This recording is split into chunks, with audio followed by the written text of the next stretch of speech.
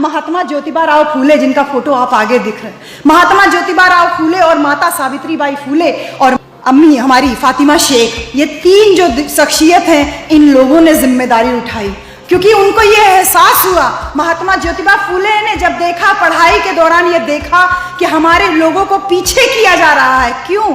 क्योंकि वो शिक्षित नहीं है।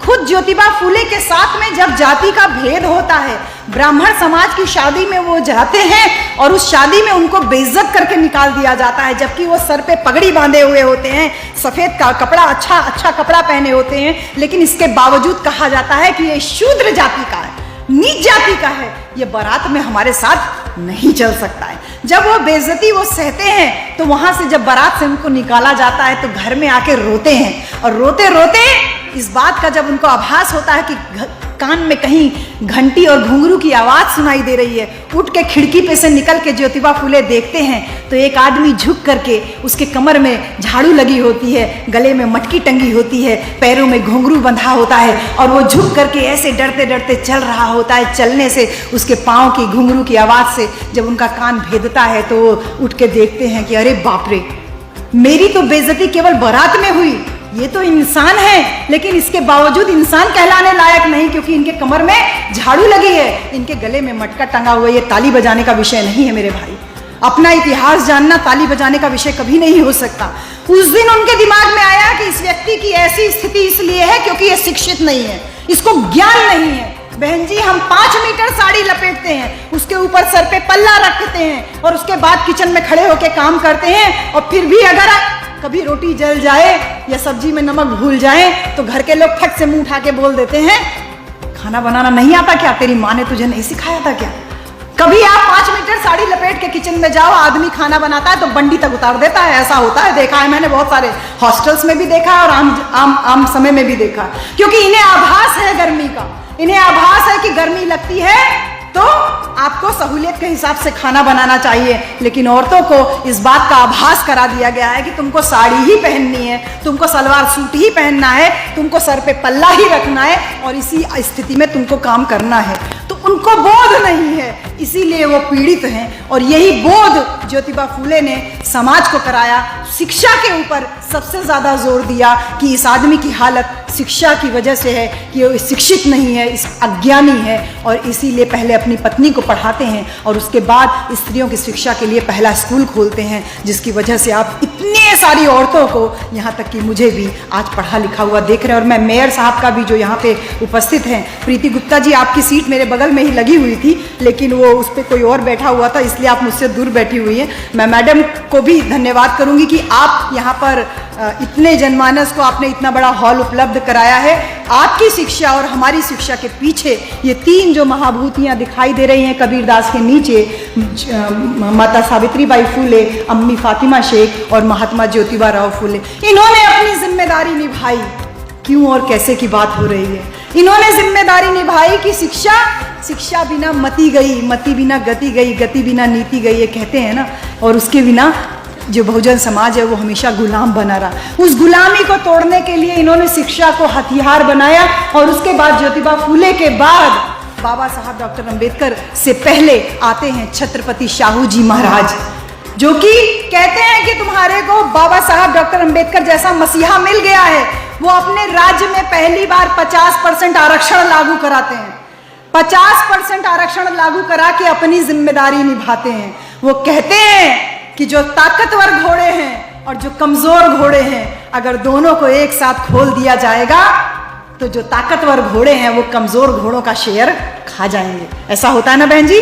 3-4 बच्चे हैं, अगर एक साथ उठा के कुछ भी लैया उया रख दीजिए तो जो मोटा बच्चा होता है वो फट से जाके लपक के सारा खा लेता है, तो जो कमजोर है वो रह जाएगा। इस बात को छत्रपति शाहू जी महाराज अपने दिमाग में रखते हैं और वो काम करते हैं 50% आरक्षण लागू करने का, कि जो निचले तबके के लोग हैं, जो कमजोर लोग हैं, वो मुख्य धारा में आए। अपनी जिम्मेदारी निभाते हुए उन्होंने समाज में बराबरी स्थापित करने का काम किया। और इसके साथ ही साथ बाबा साहब डॉक्टर अंबेडकर को वजीफा पे विदेश पढ़ने के लिए भी भेजा। ये महान विभूतियां अपनी अपनी जिम्मेदारी निभा रही थी। किसके लिए? वही स्वर्णिम मौर्यकालीन स्वर्णिम भारत के निर्माण के लिए। कैसे हो और क्यों हो? आवश्यकता थी कि गले में मटका टंगा है, उसको हटना चाहिए। कैसे हो? शिक्षा के द्वारा हो। वो सवाल भी दे रहे थे और जवाब भी साथ ही साथ देते हुए चले जा रहे थे। उसके बाद आते हैं बाबा साहब डॉक्टर अंबेडकर। अपने तमाम आंदोलनों के द्वारा 25 दिसंबर को 1927 में जब बाबा साहब मनुस्मृति को जलाते हैं, बहन जी, मनुस्मृति वो ग्रंथ है जो ये कहता है कि नीच लोगों को, अछूत लोगों को, शूद्र लोगों को पैसा कमाने का अधिकार नहीं, शिक्षा का अधिकार नहीं, अच्छा कपड़ा पहनने का अधिकार नहीं, अच्छे घर में रहने का अधिकार नहीं, यहाँ तक कि रास्ते में कभी नीची जाति के लोगों को 1 रुपया अगर पड़ा हुआ मिल जाए तो अपनी जेब में से 4 आना लगा के किसी ब्राह्मण को दान दे दे। यानी उनको पैसा भी रखने का अधिकार नहीं था मेरे भाइयों। उनको जब बाबा साहब डॉक्टर अंबेडकर जब उस धर्म ग्रंथ को आग लगाते हैं जिसमें कहे थे कि औरत अगर पढ़ेगी तो नरक में जाएगी, औरत अगर आदमी मर जाए तो औरत को सती हो जाना चाहिए, आदमी मरे तो औरत को सती हो जाना चाहिए, लेकिन औरत मरे तो आदमियों के लिए क्या लिखा था कि धोती सूखने से पहले औरत का अंतिम संस्कार करके आइए और धोती सूखने से पहले आदमी को दूसरा ब्याह कर लेना चाहिए। ऐसे धर्म ग्रंथ को जब बाबा साहब डॉक्टर अंबेडकर आग लगाते हैं तो वो आपको और हमको संदेश देते हैं कि तुम्हें भी अपनी जिम्मेदारी निभानी है।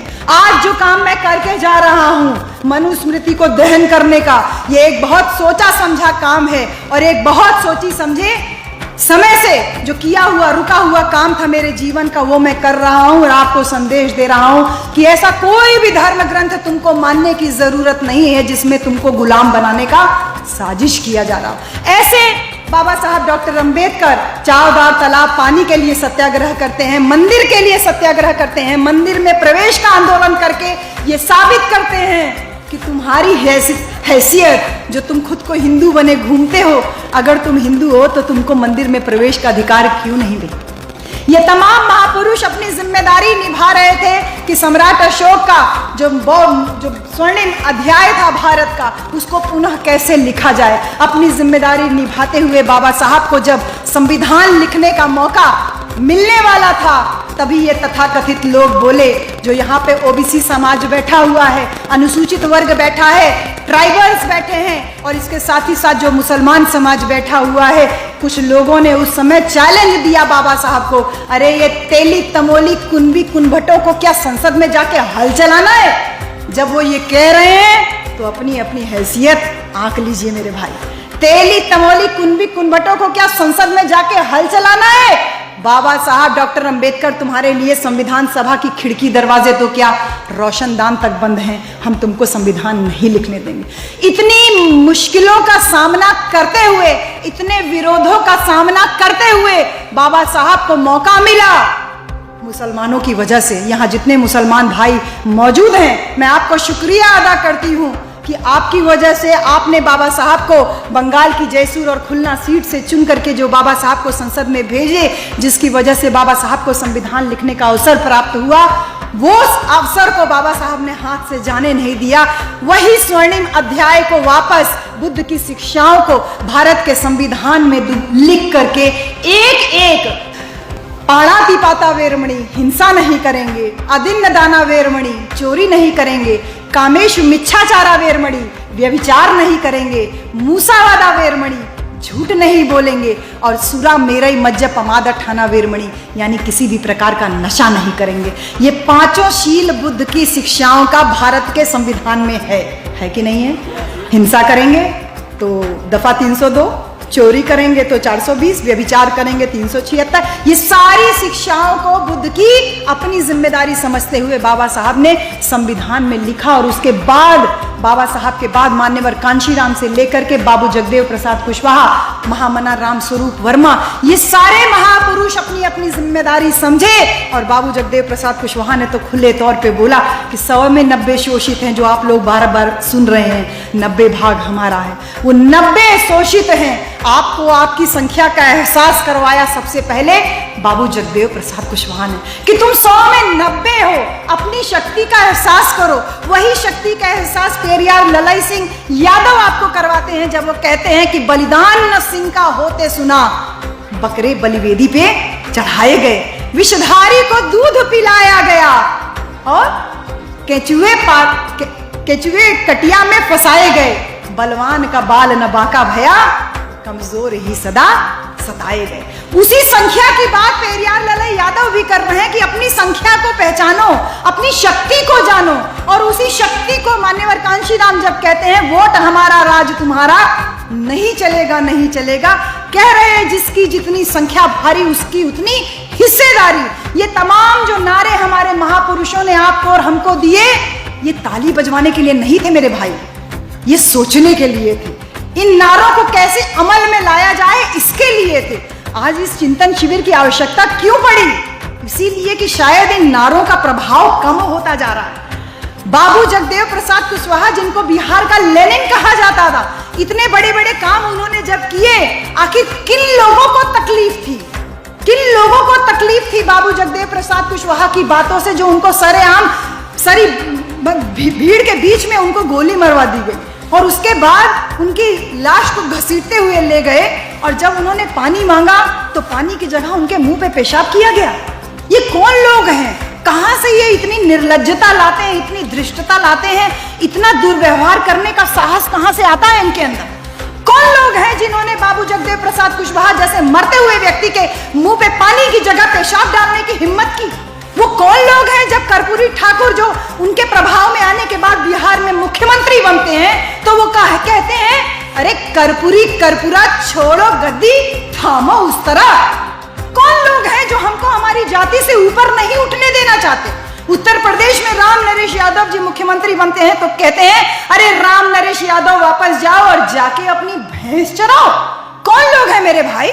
अपने आप को तुम इतना ऊंचा कैसे मान रहे हो आज कि तुम मौर्य हो, तुम कुर्मी हो, तुम यादव हो, तुम लुहार हो, तुम कहार हो, सुनार हो, और एक गधे कुछ मूर्ख आजकल द ग्रेट चमार भी बोलने लगे हैं। ग्रेटनेस जाति में नहीं है। ग्रेट तो थे ना, ग्रेट 3 ही लोग हुए हैं दुनिया में, इस बात को ध्यान रख लीजिए।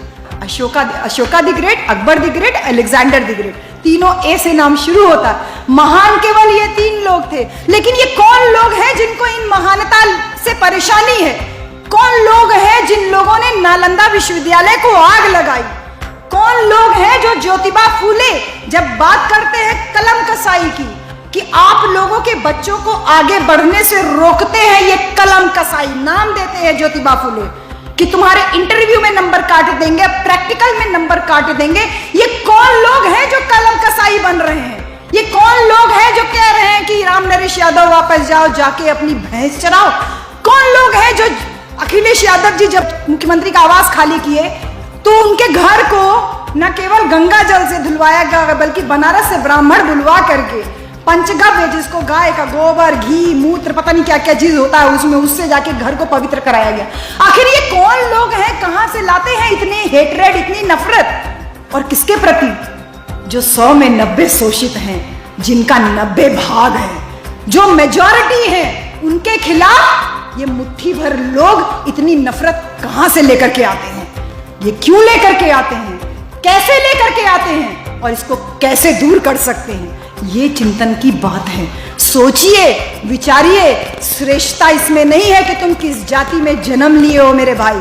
श्रेष्ठता इसमें है कि ऐसे लोग जो बिहार के लेनिन के सरेआम गोली मारते हैं, क्यों दिक्कत है ऐसे लोगों से? क्यों दिक्कत है आपको हमारा शेयर देने में? क्यों दिक्कत है कि हम हकीकत ना जानने पाए?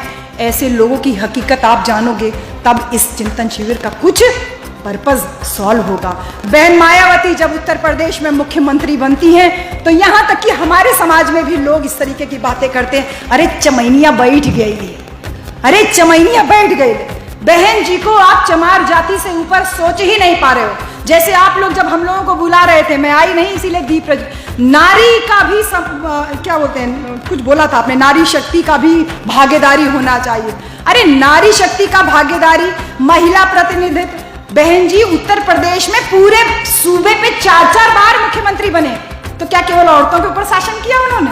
नहीं, पूरे प्रदेश की कमान उन्होंने संभाली। जब प्रदेश की कमान संभालती है तो वो इस संदेश को देते हैं कि मौर्यकालीन स्वर्णिम भारत का निर्माण कैसे होगा, कैसे होगा वो शासन स्थापित करके उन्होंने साबित भी कर दिया। कभी टिकट लेके लखनऊ चले जाना या कभी टिकट लेके ग्रेटर नोएडा पहुंच जाना, आपको अपना जो सम्राट अशोक के बाद जो सबसे बड़े पैमाने पर अगर मौर्यकालीन इतिहास को वापस जिंदा किया तो वो आपकी और हमारी बहुजनों की सरकार ने उत्तर प्रदेश में किया। मान्यवर कांशीराम स्मारक स्थल, डॉक्टर भीमराव अंबेडकर सामाजिक परिवर्तन स्थल, तमाम चौराहों पर सम्राट अशोक से लेकर के पेरियार ललई यादव से लेकर ज्योतिबा फूले, तमाम महापुरुषों की मूर्तियां, लखनऊ जैसे पटना राजधानी है ऐसे लखनऊ राजधानी है, लखनऊ की राजधानी में चौराहों पे जब इन महापुरुषों की आदमकद मूर्ति दिखाई देती है ना, तो जब उन चौराहों से निकलिए तब सीना जो गदगद होता है, तब पता चलता है कि अपना शासन स्थापित हो तो अपना इतिहास स्थापित होता है, बात केवल शासन की नहीं होती है। इसी प्रकार ग्रेटर नोएडा में भी गौतम बुद्ध यूनिवर्सिटी से लेके तमाम जो डिग्री कॉलेज, जिलों के नाम, ये सब कुछ जो कुछ संभव हो पाया, ये सिर्फ इसी वजह से संभव हो पाया कि विचारधारा पे आधारित अगर बहुजन सरकार होगी तो वो इतिहास को स्थापित करेगी। अगर नौसिखियों के हाथ में कमान दे दोगे तो वो तो वही काम करेंगे कि जिलों के खाली नाम चेंज करते फिरते, अपना तो कुछ कर नहीं पाएंगे, खाली जिलों के नाम चेंज करते फिरते हैं। तो वो कौन लोग हैं जिनको आपके महापुरुषों के जिलों के नाम पे भी आपत्ति है? सोच करके देखिए, ये एक सोच है जिस सोच ने हमारे दिमाग को काबिज किया हुआ, चारों तरफ से काबिज किया हुआ है। वो सोच है अरे आरएसएस वाले, अरे मनुवाद वाले, अरे कुछ नहीं है ये आपके आगे। तुम 100 में 90 हो, अपनी संख्या तो जानो। मान्यवर साहब कहते हैं जिसकी संख्या भारी उसकी हिस्सेदारी, जितनी संख्या भारी उतनी हिस्सेदारी। अपनी हिस्सेदारी को जानो, अपनी सोच को बढ़ाओ ना। मनुवाद तो एक छोटी सी सोच है, हमारे पास बुद्धवादी सोच है, हमारे पास सम्राट अशोक की सोच है। उस सोच से हम एक नए भारत का निर्माण कर सकते हैं, केवल एहसास करने की बात है। और वो एहसास कैसे करेंगे? इस तरीके के आयोजन करके, बाबू जगदेव प्रसाद जी की जयंती मना करके, उनका पुण्यतिथि मना के, पेरियार ललई यादव जी का पुण्यतिथि और जन्मदिन मना के, महापुरुषों की जयंतियां मना करके लगातार ये कार्यक्रम, जैसे हमारे भाई रविंदर जी गांव-गांव में कार्यक्रम कर रहे हैं, सामाजिक परिवर्तन उसी से ना आएगा। मान्यवर कांशीराम कहते थे इस बात को, सत्ता मिले ना मिले, राजनीति चले ना चले, सामाजिक परिवर्तन की गति कभी रुकनी नहीं चाहिए। ये सामाजिक परिवर्तन की गति है जिसको देने के लिए हम बनारस से, लक्ष्मण जी दिल्ली से चल करके आए हैं और आप लोगों ने इतना बड़ा कार्यक्रम यहाँ पर मोतिहारी में आयोजित किया। ये सामाजिक परिवर्तन की गति एक दिन 2 दिन का काम नहीं है, लगातार चलते रहने वाली प्रक्रिया है। और साहब कांशीराम इस बात को भी कहते थे, असली संघर्ष वो होता है जो सत्ता की कुर्सी को हिला देता है। इससे बाबा साहब संदेश दे के जा रहे हैं, क्यों और कैसे ही बात का जवाब दे रहे हैं कि कैसे आप कर पाओगे उस एकता को स्थापित करके, जिसका प्रयास भाई रविंदर जी और इनकी पूरी टीम के द्वारा यहाँ पर किया गया है। हमारी क्या जिम्मेदारी है? आज बाबू जी हमारे बीच में नहीं है, मान्यवर कांशीराम हमारे बीच में नहीं है, पेरियार ललई यादव हमारे बीच में नहीं है, लेकिन इनके विचार तो हमारे बीच में है। अब इन्होंने तो अपनी जिम्मेदारी निभाई समाज को जागरूक करने की, अब हमारी जिम्मेदारी है ना कि ये काम कैसे पूरा हो और वो जिम्मेदारी केवल मंच तक ना रह जाए। हमें बहुत कष्ट होता है, इसीलिए मैं मंच पे आने के बाद सबसे पहले ताली बजवाने पर रोक लगाती हूँ कि सोचोगे कम से कम अगर ताली नहीं बजाओगे, ताली बजाओगे तो घर जाओगे, अरे वाह बहुत अच्छा भाषण देती है मैडम जी, बहुत अच्छा। हम भाषण नहीं देते हैं, हम भी अपनी पूरी जिंदगी आपके लिए कुर्बान कर दी। हम दोनों पति पत्नी 13 साल हो गए शादी को, हमने तय किया है कि हम अपने नाम पे कोई धन संपत्ति, मकान, दुकान कुछ भी नहीं रखेंगे। 13 साल की शादी में हमने ये भी तय किया कि हम अपने नाम पे अपना कोई परिवार भी नहीं बनाएंगे। हम अपनी पूरा जीवन हमने समाज के लिए डेडिकेट कर दिया, हम अपनी जिम्मेदारी लेके निकल रहे हैं। तब हम इतने आराम से आपके बीच में खड़े होकर बात कर पा रहे हैं इतनी दमदारी के साथ में। नहीं तो बनारस हिंदू यूनिवर्सिटी में आप ऐसे नहीं खड़े हो सकते जब तक आपके पास सच्चाई की ताकत नहीं होगी। तब तक हम अपनी जिम्मेदारी कैसे निभाएं? सिर्फ मंच तक नहीं सीमित हों कि बड़ी बड़ी बातें करें, इसको हम घर में भी लेकर के आए, घर में भी डेमोक्रेसी लेके आइए मेरे भाई, कि बेटा बेटी हो एक बराबर जानिए, महिलाओं को बाहर निकालिए। अगर आप सारे पुरुष अपनी महिलाओं को लेके आए होते अपने घर से, एक एक पुरुष केवल अपनी पत्नी को या अपनी बहन को ही लेकर के आया होता तो ये हॉल जो है छोटा पड़ गया होता, हमको कहीं बाहर खुले में ये कार्यक्रम आयोजित करना पड़ा। आधी आबादी तो घर में पड़ी हुई है, एक पहिया पंक्चर पड़ा हुआ है, उसको आप घर में छोड़ के आए हो, बर्तन धुल रही होगी, खाना बना रही होगी, ड्रेस प्रेस कर रही होगी, दिमाग तो उसका, आप यहाँ से गए घर में पहुंचे, हाँ जी क्या बना है, दाल भात बना है, दाल भात खाइए सो जाइए, तो खत्म हो गया ना, यही यहाँ की बात यही रह गई। इसको आप अगर एक्सपैंड करना चाहते हैं तो कोशिश करें कि अगली बार से कार्यक्रमों में अपने घर की महिलाओं को जरूर लेकर के आएं और पोषक हो तुम सब लोग उस व्यवस्था के, तो कैसे हम अकेले हमारे चिल्लाने से, अकेले हमारे बोलने से, अकेले हमारे करने से क्या होगा? आप खुद उस व्यवस्था के पोषक हैं, क्यों नहीं छोड़ देते उस व्यवस्था को? क्यों नहीं छोड़ देते उस व्यवस्था को जो मुसलमानों को आपका दुश्मन बना करके रखी हुई है? एक धर्म विशेष के लोगों को आपके दिमाग में डाल देते हैं, आपको हिंदू बना के, टीका लगा के, चंदन लगा के हिंदू बने घूमते हो। मुसलमानों ने तुम्हारा क्या बिगाड़ा हो? देखिए फातिमा शेख अम्मी हमारी, पहला स्कूल खोलने के लिए उन्होंने अपनी जमीन दी थी। मुसलमानों ने हमेशा आपका साथ दिया, बाबा साहब का साथ दिया, और आप उन्हीं को अपना दुश्मन बनाए रखे हुए। और ये मनवादी लोगों का तो क्या बताएं हिसाब किताब, हमारे सामने दुश्मन बनाते हैं और खुद क्या करते हैं? उनको अपना जीजा बना के रखते हैं। और ये इतिहास गवाह है, इतिहास गवाह है, मनवादी जिससे जीत नहीं पाते उसको अपना जीजा बना लेते हैं, फिर चाहे वो मुसलमान हो या बाबा साहब डॉक्टर अंबेडकर हो या अखिलेश भैया हो।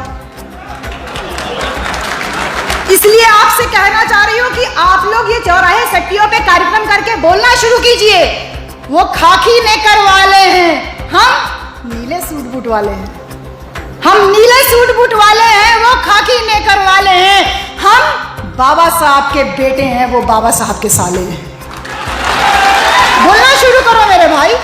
परिवर्तन कैसे आएगा? कैसे हम स्वर्णिम भारत कैसे निर्माण कर पाएंगे? मौर्यकालीन अशोक का शासन कैसे लेकर के आ पाओगे? अपने दिमाग से जाति का कचरा, अपने दिमाग से धर्म का कचरा निकालोगे, बुद्ध की शरण में आओगे, तभी तो कर पाओगे ये काम, तभी तो ये सब काम कर पाओगे मेरे भाई। अपनी अपनी जिम्मेदारी लीजिए। और जो बाबा साहब डॉक्टर अंबेडकर ने 14 अक्टूबर 1956 को बुद्ध की धम्म की शरण में वो गए थे, और उस धम्म की शरण में जाते समय उन्होंने जो सम्राट अशोक का जो धम्म चक्र रुका हुआ था, बुद्ध का जो बातें रुकी हुई थी, उसको एक झटके में जो चलायमान किया, उसको आगे बनाए रखने की जिम्मेदारी आपकी और हमारी है। अपने भंते को, अपने भिक्षु को सम्मान देना सीखिए मेरे भाई। अगर अपने बुद्ध धम्म का प्रचार प्रसार आप और हम ही नहीं करेंगे तो कौन कर पाएगा? इसीलिए मेरे हाथ में कोई धागा नहीं देखते हो आप, नहीं देख सकते आप। मेरे गले में कोई मंगलसूत्र नहीं देख सकते, मेरे माथे पे सिंदूर नहीं देख सकती बहन जी, मेरे पाँव में बिछुआ नहीं देख सकती, लेकिन तब भी क्या मैं सुंदर नहीं लगती बहन जी? क्या मैं सुंदर, क्या भाई मैं सुंदर नहीं लगती? मैं जानती हूँ कि मैं बहुत सुंदर लगती हूँ, क्योंकि मुझे अपने बाबा साहब पे विश्वास है, मुझे अपने सम्राट अशोक पे विश्वास है, मुझे बुद्ध की शिक्षाओं का प्रचार प्रसार करने में विश्वास है। और इस कदम पे कदम मिला के हम दोनों पति पत्नी निकल करके आपके बीच में चल के आ रहे हैं। तो छोड़ दीजिए वो सारे त्यौहार, वो सारे परंपरा जो आपके महापुरुषों को मार के मनाया जाता। तैयार कीजिए अपने घर में फूलन देवी, देवी बना के पूजा कीजिए। आपको जरूरत है अपनी बेटी को फूलन देवी की पूजा करवाने की, आपको जरूरत है अपने घर में माता सावित्री बाई फूले की पूजा करवाने की, आपको जरूरत है अपने घर में माता रमाबाई और फातिमा शेख की पूजा करवाने की। तो इस बात को ध्यान में रखिए कि वो सारे परंपरा, वो सारे त्यौहार जो पंचशील का पालन ना कराते हो, बुद्ध की शिक्षाओं का पालन ना कराते हो, उनको छोड़िए। यहाँ तक कि जो नाम और उपनाम भी जो भेद कराते हो, उनको छोड़ करके इस समाज को आगे बढ़ाने के लिए, बुद्ध की शिक्षाओं का प्रचार प्रसार करने के लिए आप और हम मिल करके चलिए साथ में आगे बढ़ें।